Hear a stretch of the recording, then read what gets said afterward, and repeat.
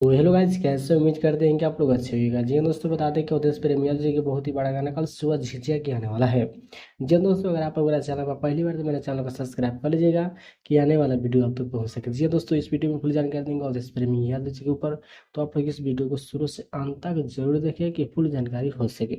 तो चलिए स्टार्ट करते हैं दोस्तों। जी हाँ, इस साल की झिझिया स्पेशल सॉन्ग है जो कि कल सुबह 6 बजे आने वाला है और देश प्रेमी ऑफिशियल चैनल के माध्यम से।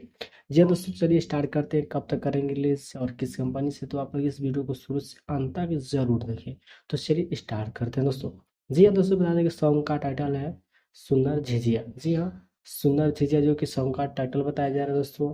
इस सॉन्ग को लिखे हैं बीजेएस बिहारी जी। जी हाँ, म्यूजिक दिए हैं विकेश भोजपुरिया जी। कल सुबह अवधेश प्रेमी ऑफिशियल चैनल के माध्यम से कल सुबह 6 बजे रिलीज होगा दोस्तों, जो कि बहुत ही ब्रांड लेवल का गाना है। कल अवधेश प्रेमी ऑफिशियल चैनल के माध्यम से रिलीज किया जाएगा, जो कि बहुत ही ब्रांड लेवल का झिझिया स्पेशल सॉन्ग है 2024 के।